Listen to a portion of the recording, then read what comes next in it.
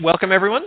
Today we are going to talk about the third set of case histories in Pathways to Pain Relief by Fran Anderson and Eric Sherman. We're going to be talking about two case histories in the section of the book written by Dr. Sherman, and they both focus on anger and why we feel the need to repress anger and how that affects us, and to some degree how we can overcome that, find a more productive relationship with our anger. The story, I don't know if anyone here has actually read the story. I know that when I read an article, it's really helpful for me to read comments by other people. So I'm going to give you a little bit of context for the story to let you know some of the main ideas, and then we can talk about it and maybe connect it to our own experience. And I think that'll be the most valuable thing that we can do. So I'm going to talk a little bit about the themes and then ask some discussion questions and see how people can relate to it. So the first section is about how, of the book, is about how we repress our anger because we feel like we have to keep people happy. And Eric Sherman goes a lot back into, if the roots of our psychology are in our childhood, he explains how the child thinks, how it is that the child decided way back when it was first confronted with challenges or first had to decide what to do when it was angry, why it decided to stuff its anger down into a hole, why we decided to stuff our anger down into a hole. The thing which he emphasizes a lot, in my opinion, is how scary it is to be a child. When you're a child, you don't know if you're going to survive, and little thoughtless things which your parents might do to you can be absolutely terrifying to you. For example, if you're angry at your parents, you think that maybe your parents can see everything that you're saying, and you wonder if I'm angry at them, are they going to see this? Or are they going to be angry back at me? Maybe they'll leave. And he talks about a story where someone said, "I wish you never existed." A little baby, a little kid, a little toddler. You can kind of imagine that happening. Says that to their parents, and then the parent says, "Oh, I'll just go away," which is absolutely terrifying to the kid because they're completely dependent upon their parent.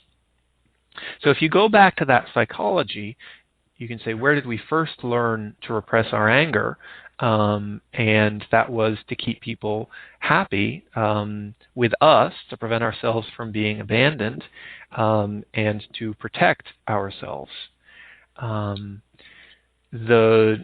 I think you can also see that in adult world as well. We go through life, and there are people who anger us at work, people who we have love relationships with, and we may be angry at them, but sometimes we have to keep that under our hats.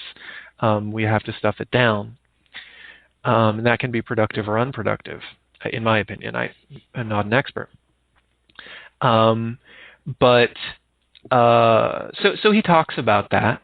The thing which I thought was interesting is he says he talks a lot about ambivalence. So let's bring it up to Peter.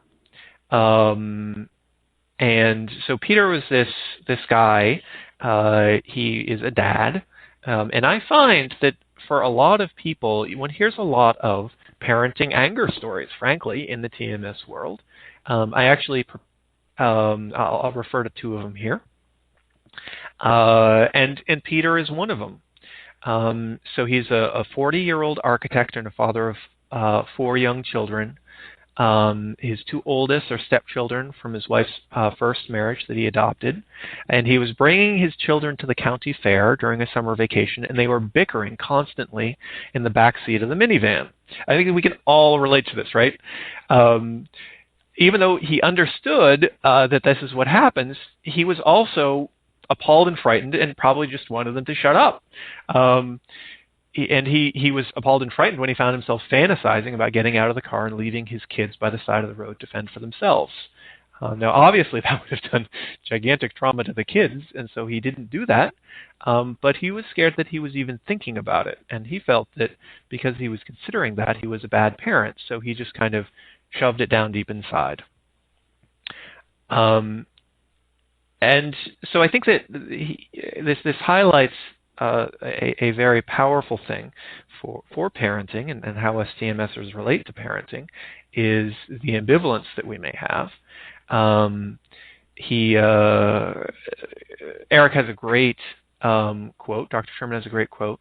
What distinguishes saints from ordinary men and women is how they deal with the feelings of anger or whatever else, not the mistaken notion that they are fundamentally incapable of experiencing them. So this chapter comes right after the chapter on perfectionism, and perfectionism is a defense mechanism that we try to protect ourselves with by being perfect. People will love me if I'm perfect, if I do all of these things amazingly, and one of the ways that we try to protect ourselves is by never being angry. So I'm going to unmute. This is the end of my monologue. I mean, I could definitely go on. I have that capability. We have the technology to talk forever. But I'd love to get some of you in there. It looks like Stock Trader has gotten a pair of headphones. Thank you. And I mean, I think overall that this is pretty powerful stuff. Everything in this chapter is powerful stuff, and it really hits at the core of a lot of what TMS is about. So I just thought I'd open up the discussion to talk about anger and TMS in general. And does this resonate with anyone? Can anyone feel anger? Does anyone feel like they stuff their anger? This is Andy. Andy. For me, when I read the TMS stuff a few weeks ago and began to really engage with it for some long-time severe foot pain, what I know is that I've worked for 15 years doing a lot of inner work to understand my anger with very skilled teachers, psychotherapists, not related to pain.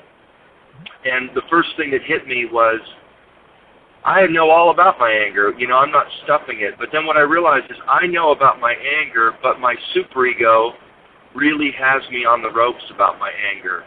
So that was just something I wanted to throw out there, that when you talk about ambivalence, or when I think about inner pressure, there is a tremendous pressure between anger, which I think is natural, and a way to make a change. As a child, you get angry because you just want things to be different, and I do as an adult, and it's okay. But at the same time, I just have a vicious inner critic superego, which is using, in the Freudian terms, is using the aggression against the organism to contain that anger. And so when Sarno says pressure, I can just literally feel that pressure between the two things. My own anger, my own desire to be myself in that moment, which means to be angry. And I don't necessarily mean acting that out on anybody. I just mean feeling it, or acknowledging it in my body. The inner critic goes crazy, and it has an aggressive reaction inward. And so there's a tremendous amount of pressure, and so that's the way I feel anger. And I think the main thing I'm working on is just to disengage from the inner critic and work with it that way. That's so important. I love that image of pressure, and that inner critic never goes away either. It's always there, but we can come a lot better at. Actually, Alan Gordon talks about getting angry at the inner critic. Like, how dare you? How dare you distract me on this? I'm just being a human. How dare you criticize me for having these real emotions? But, it's a process. At least it is in my experience. Yeah, I love that image of pressure. Thank you. Yeah. Anyone else? Thoughts on that? This is Lily here. Hey, Lily. And what I am connecting to is last Sunday evening, under the pressure of having some friends over for dinner. I mean, it was a lovely dinner, but I was stressed about having folks into my home. I found myself getting really angry at my husband. And what actually then came out of my mouth was how furious and enraged I am about how this chronic pain is taking over my life. And it was, I can connect to the last person who spoke about, having done some very good work over the years to really understand my anger, but I think what I probably haven't done that much of is really feeling and finding different ways to express the rage that I feel about what is happening to my life. Yeah. It seems like that might be, there's probably even more pressure, using Andy's word, there's even more pressure on women, I would suspect, to bottle this up. So even more work to do. I can totally relate to that. What the story that you're telling actually resonates a lot with something that Dr. Sherman did in the chapter. So he said, before we start, I just want to be clear that no TMSer would ever choose or would never consciously choose this pain. But let's, I mean, the pain of TMS it's just like if you're hurtling down a highway and you lose control, and you can either steer into the embankment or head over the cliff. TMS is like steering into the embankment. It's just a quick self-protective thing to protect you from these things which terrorize you, again, from childhood. But then he talks about how, for Peter at least, that the anger was great because if Peter had some needs to be taken care of, to express their anger, having that be about this terrible physical pain was a great defense for them, for him, in that, and I think maybe in my experience that my RSI, my TMS, allowed me to get the care that I needed, because I was a victim and people had to be sympathetic to me. And I didn't ever consciously do that, but and I don't even know if I unconsciously did it. I just know that I guess it worked out that way, and that might explain why my unconscious would want to create these symptoms. Do you see any of that in what you were just talking about? Can you see that in your own experience of the argument with the husband? Because I noticed that you ended up talking about the pain, and it just feels like that's so much safer to talk about the pain than to say, hey, I need your support here. This is stressful. I hate entertaining, but I love entertaining. Oh, no, I did. I started with that, actually. Oh, really? Okay. All right. Oh, yeah. No, I think that, yeah, I did. Well, I'm trying to remember which one I started with. And then I don't remember, but I definitely got that in. But that's an interesting point about which one is safer. And, yeah, I'll have to think about that. Huh. Dr. Sherman talks about what he calls the lethality of anger, that part of us, maybe the inner child, is terrified that if we let this anger out, what's going to happen? And, yeah, certainly we're trained in complex society that it can be dangerous to let your anger out. Thanks for sharing. Anyone else? Hi, Forrest. It's Barbara. Hey, Barbara. I was just thinking that if anybody could relate to this, when I get angry, I get really sick. My symptoms get more exacerbated, and they do crazy things. And I really haven't heard anybody say that, because when you feel your anger, the symptoms go away. Supposed to go away, but in my case, it's different. When I feel anger, symptoms are exacerbated. Anyone want to jump in on that? Well, this is Dustin. My question would be, are you really, I know when I'm angry, but if I'm not able to fully express that, it doesn't always help just to know that I'm angry. Like my physical symptoms can be worse. And Dr. Sarno talks about how you can repress anger and still be conscious of it to some degree, or that it exists both conscious. You can be conscious of it and still have unconscious anger because of it. And so I would question the possibility of recognizing that you're angry about something, but maybe not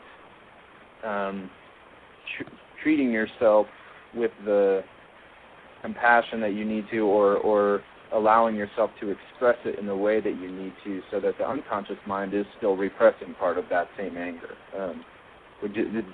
That's just a possibility that I would consider based on what I've read and experienced myself. But,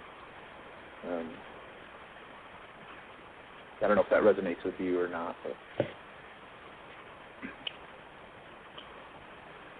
Andy here.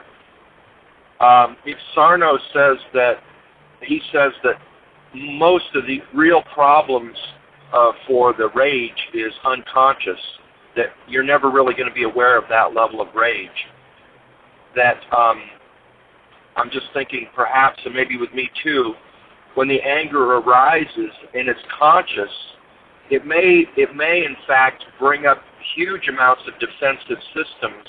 So because the reservoir of rage is being exposed slightly, and that's very threatening. So as I get closer to that reservoir of rage with being angry consciously, that may throw up a lot more defenses. Therefore, the pain. Makes a lot of sense. We did a peer supervision group for psychotherapists on Sunday. Last Sunday, and one thing which came up from Dr. Anderson is some old psychoanalytic wisdom that if there's a psychosomatic symptom, mind-body symptom, then let's see, someone just turned on speakers, and I'm hearing some reverb from myself. Can anyone turn off the speakers? Thank you so much. That there's probably a deep need, and that it's important in therapy for people with psychosomatic symptoms to go very, very slowly, because you don't know what it is that symptom is covering up. And Barbara, I've certainly on the forums, I think people, when they dive in and they're trying to work through things, I think some people do notice that their symptoms flare up when they tap into that anger. And I think maybe, it's a gentle process. I've noticed that Dr. Sarno, the master clinician, how does he handle it?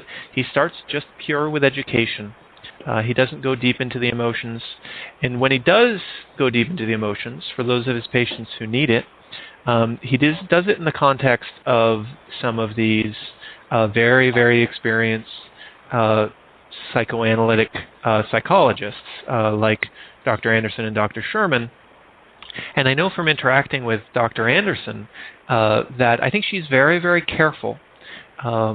She, in my perception, I can't speak for her, but as I watch her and her conference presentations, etc., the impression that I get is that she teaches people, even the therapists, to listen to their bodies, to think about how they what reactions they're having in their bodies.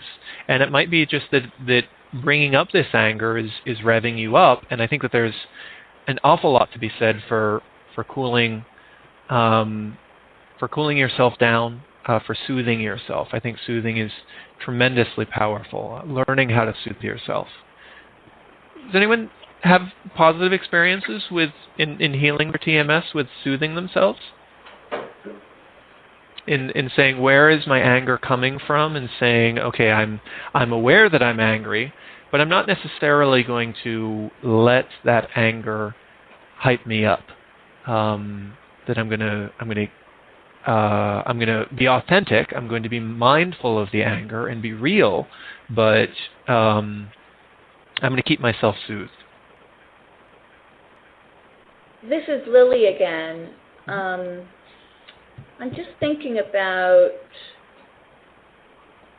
how I have been very angry about how burdened I've felt at work, and feeling angry at my manager, and unfortunately I've made some mistakes, and that I feel I have this image in my mind of walking around, of having like these bands that circle my chest area that are keeping me to, that cause me to restrain myself and restrict myself and hold me back, and wanting to just, like pop them open with my energy. But I feel that my anger really scares me. I mean, I grew up with a mother who was very enraged, and it was very scary. But that I've been connecting to feelings in my chest of wanting to feel love, to be loved, and to love, and that I realize that as I'm feeling angry, that what I really want is to connect. And that is, not to cover up the anger, to release it and to connect. So I don't know if that's helpful or not, but I meditate, so that's very useful for me, and it helps me really connect to my chest and to the energy there. So I just wanted to share that. When you say that you find you really want to connect, are you saying you really want to connect to that emotion within yourself, or the internal connection you're seeking, or external connection? Well, both. That what I want to be connected to is the part of me that is deeply loving. And that I want to find the best in other people and connect to other people. It's interesting that you mentioned that connection. It reminds me, sorry to interrupt, but I don't know if you've read Steve Ozanich's book, The Great Pain Deception, but I think the main theme for him in that book is it's about our need to connect.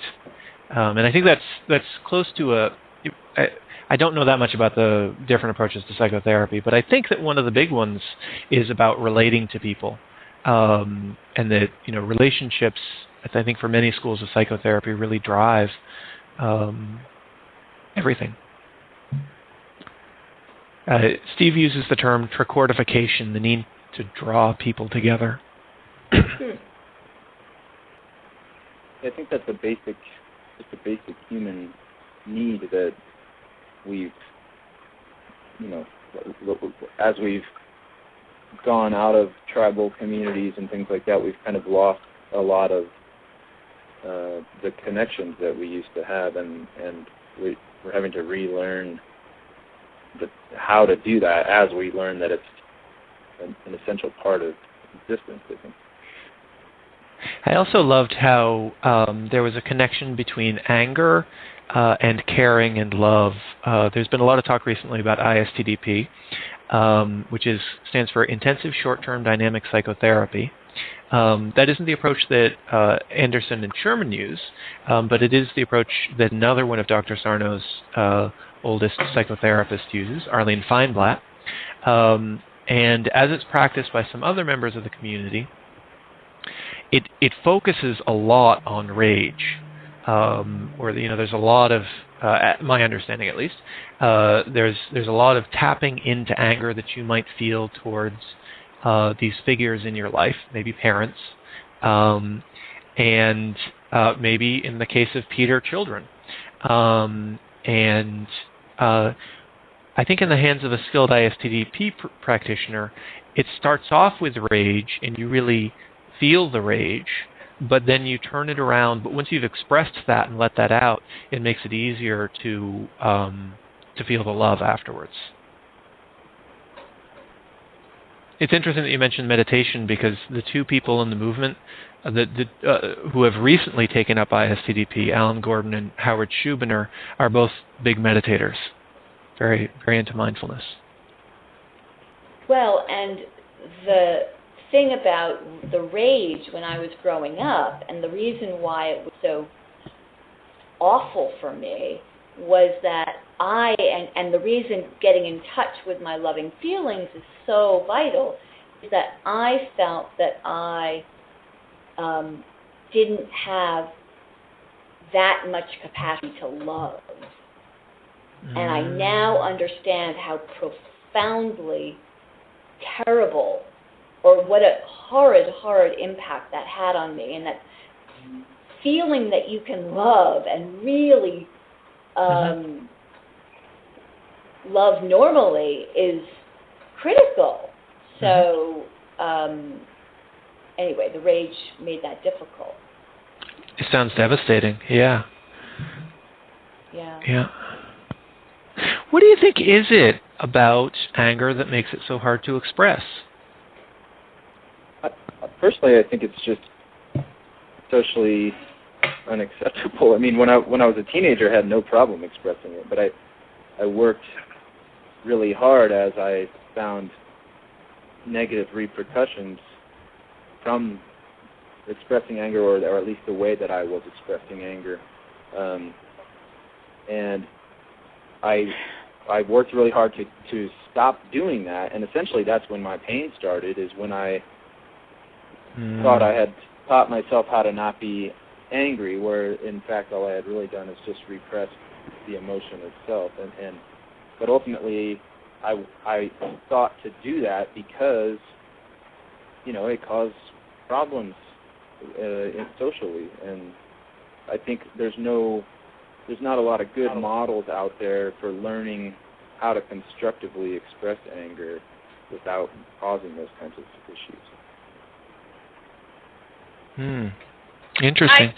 This is Barbara. I had the same problem. I tried to not be angry and be really, kind to everybody and not be angry at people, and that's when my pain began also.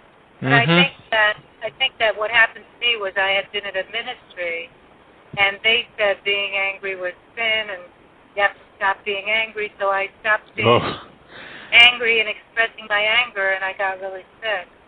So now when I notice that the anger comes up, and I get angry, I think that I have conflicting emotions and conflicting thoughts and beliefs, and so it makes me sick, and I'm feeling the anger at the same time. I don't know if anybody has anything to say about that, but it's very difficult because I'm really, just what you just said, there's not great models out there about what to do and how to feel your anger constructively. And Barbara, you were the one saying earlier that when you get angry, you feel more pain. Yes. Is that correct? Yeah. Well, I wonder, in light of what you just said, I wonder if you haven't subconsciously, like you said, you sort of trained yourself to believe that anger was bad, and so now when you feel anger, you feel like ashamed of yourself for feeling anger, or feel guilty for having those emotions, and are then angry at yourself for feeling anger, potentially. I definitely think that's true. Definitely. Guilt over being angry. Definitely.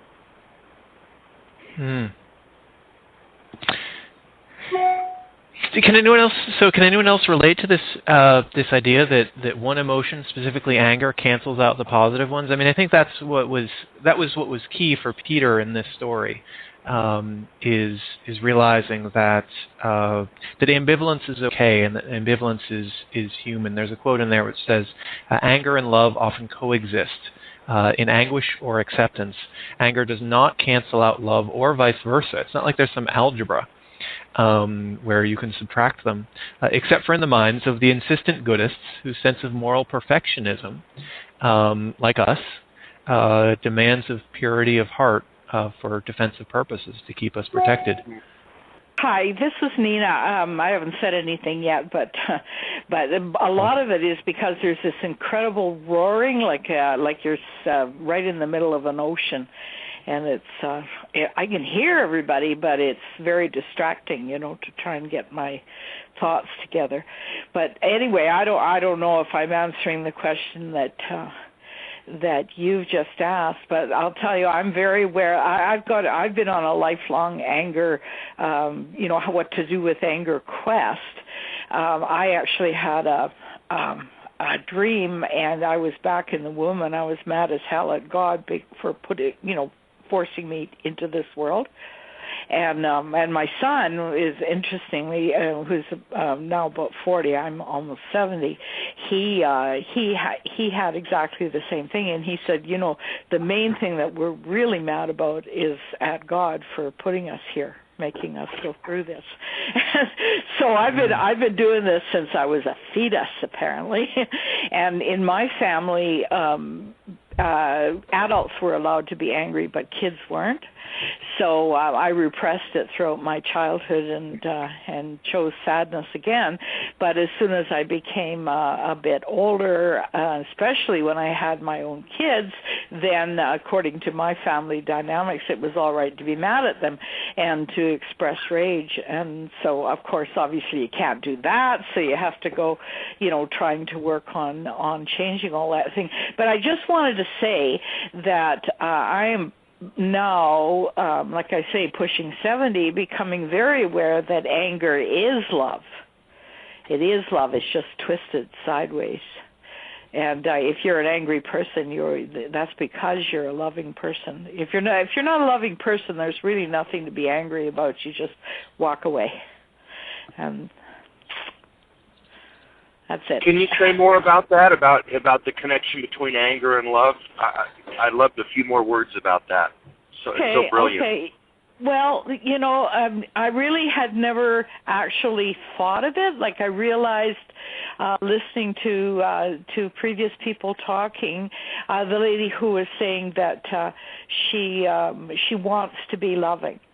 And yeah, that's exactly it. You just for me anyway, you want to be loving. You are loving, in fact, because if you're not loving, you don't want to be loving. Okay, so you want to be loving, but bad stuff has happened to you, and so in order to keep yourself from being loving and loving in situations where you feel you're going to be badly hurt or abandoned or whatever, you use rage, and some people use sadness, of course, and I don't think they're all that different either. I think we're I don't know how to put it, but there's just a great oneness here, and it just depends whether it's our conscious mind, which I think is very practical and kind of the CEO of your life, as someone once put it, and then there's the great unconscious, sort of a Jungian thing where it's so big that you might as well just not worry too much about it, just enjoy it and learn from it. And then there's, to me also, there's a soul level, and the soul level is mysterious, and you have no idea really what it thinks. And so all these parts are in there, and they all have a kind of a different point of view. And over a lifetime, what you try and do is you try and reconcile them, so that you become more or less a whole human being who knows what they think and control the parts and suppress rather than repress the parts that have to be suppressed at this moment, and so on. Does that help? Yeah, I guess part of what just to drill right into, in what way is love anger, or anger love, loving? I don't know. It just are. It's like being a fish, and somebody says, somebody says to the fish, well, water is wet, and the fish says, well, what do you mean by wet?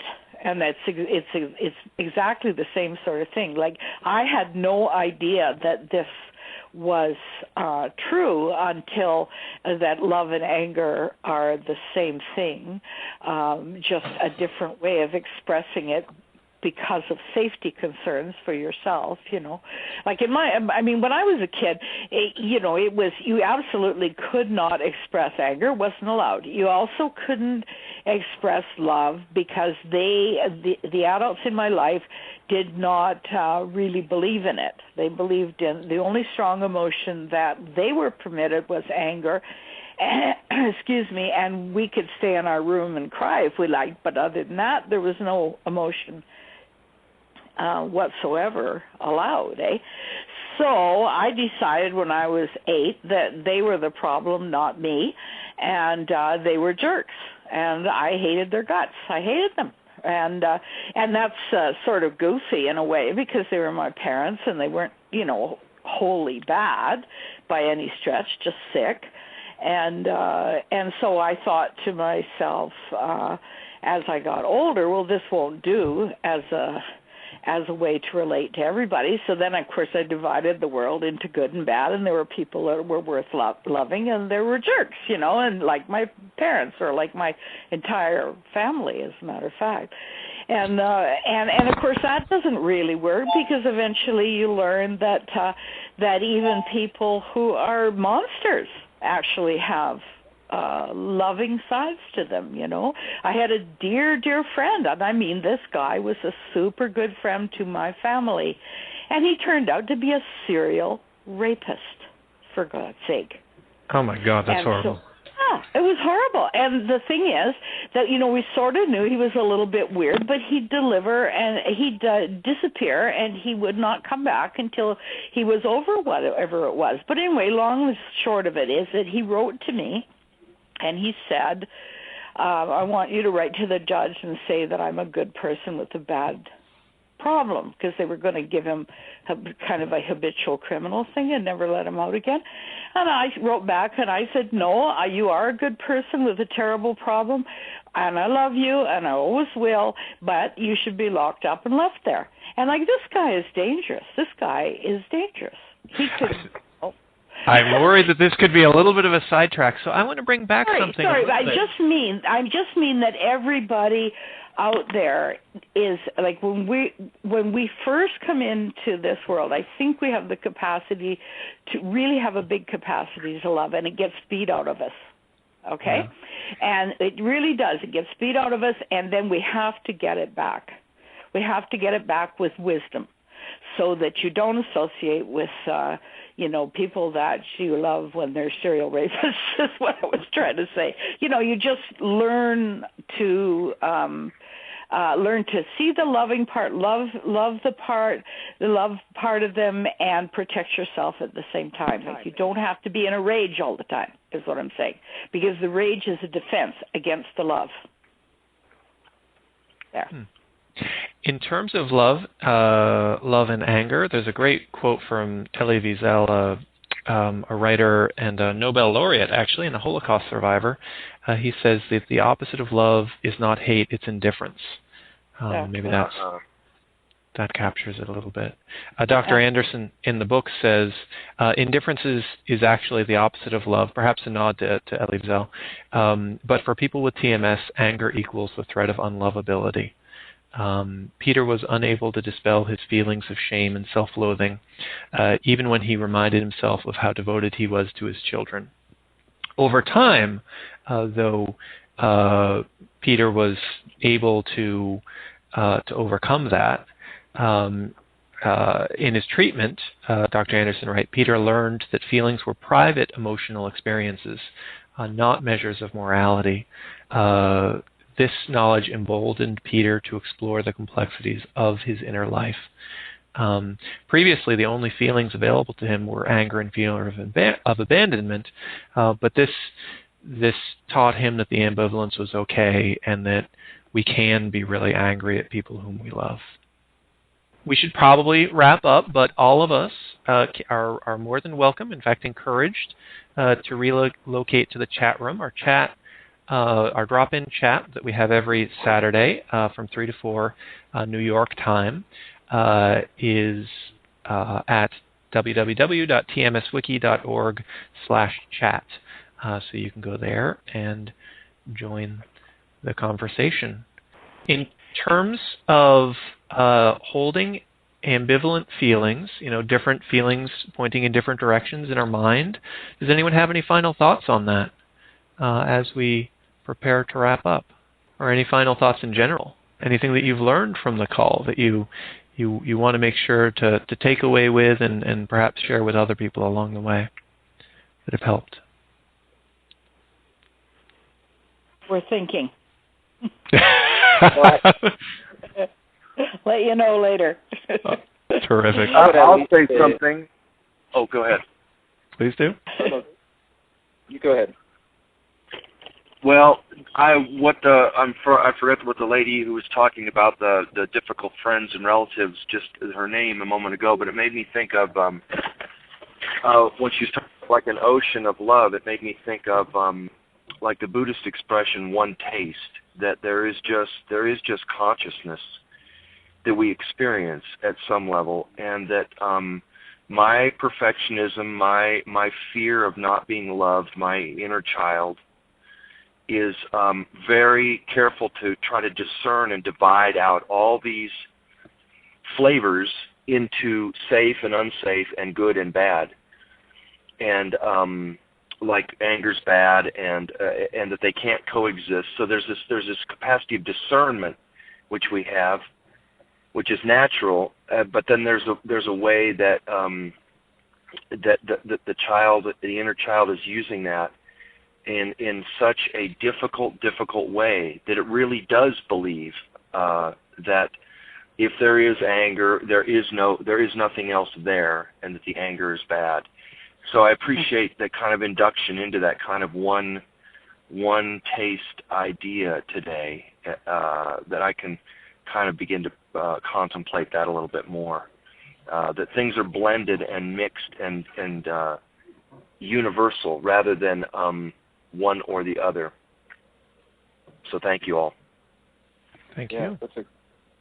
On that note, I would just add, because I majored in religious studies and I'm really into all these different, how those philosophies span various things, but it's like what you're just talking about, and the concept of love and anger being one and the same. It all goes back, if you take Christianity as an example, the whole idea of like once we understood a difference between good and evil is when we start having problems, and all religions have this pretty much all that I'm aware of have some concept of order coming from chaos, and so that idea that all of these things need to coexist, it's all part of the same one whole thing. So maybe that can help us not feel ashamed or guilty for feeling fear because we want to be people who feel love or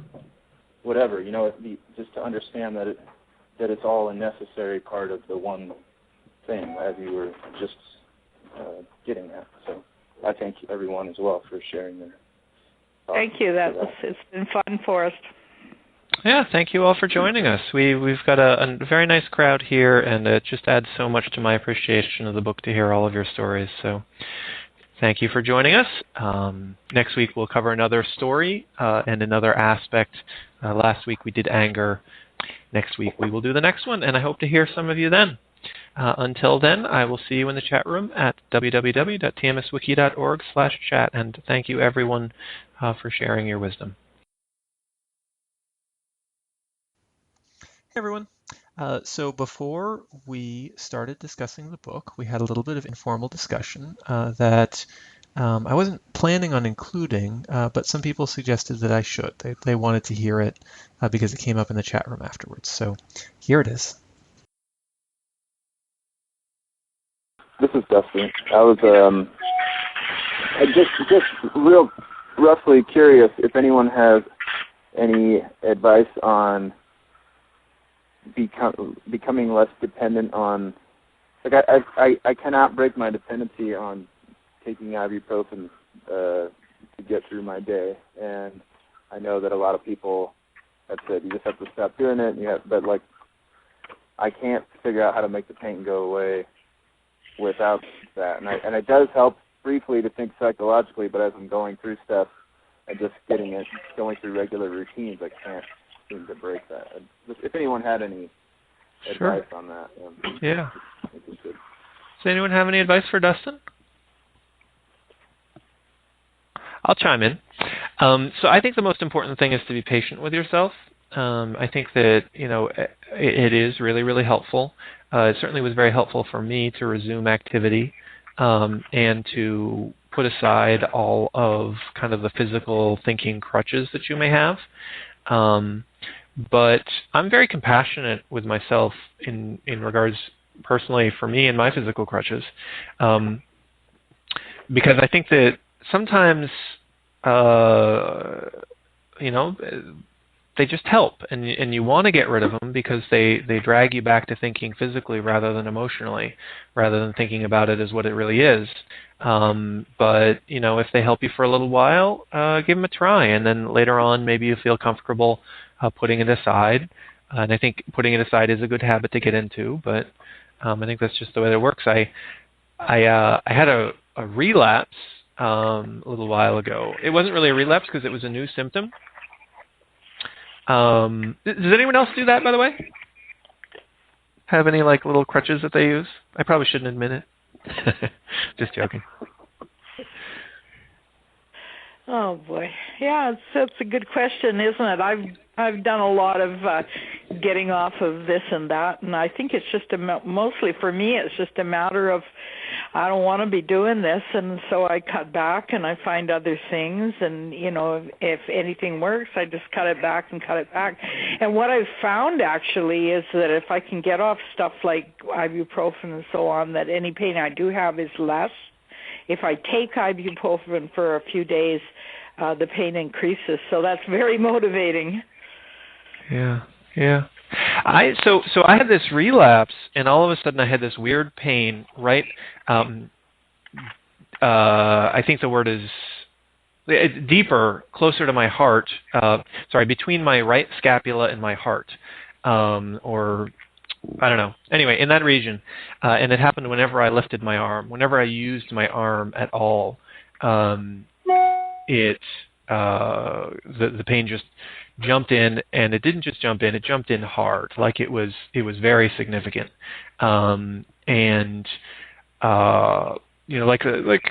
they talk about a dagger. It didn't feel quite like that, but it was intense. And so I said, I know that this is TMS.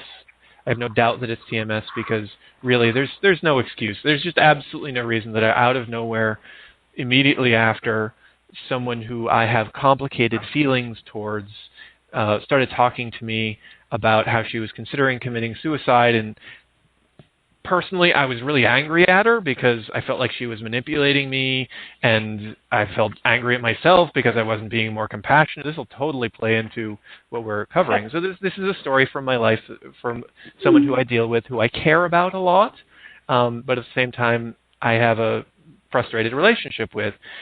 So that happened, and then 2 days later, all of a sudden, I got this absolutely new pain in a random part of my body. I'm like, this is obviously TMS, but it really is very distracting whenever I try to raise my arm. So I did something which is almost verboten within the TMS community. I said, I know what's going to help me think about this less. I'm going to wear an arm sling. And so I put an arm sling on it, and I think it was gone within a couple of days. Now, I'm not saying necessarily that if you try something like that the symptom will be gone within a couple of days, but that is what worked for me in that case. And to me, it said, I think everybody's different, but for me, it said that it is valuable and reason and worthwhile to sometimes just not worry about it and just say, I'm just not going to think about it.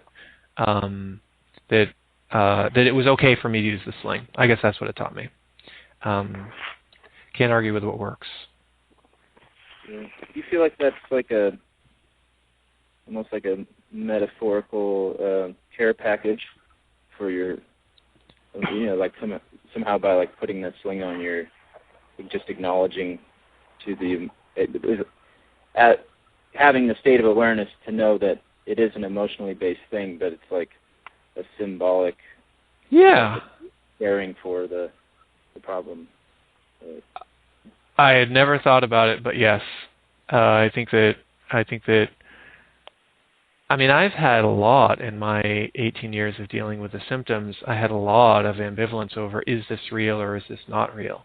And I was arguing forever that this is a real physical problem, that I could damage myself by typing.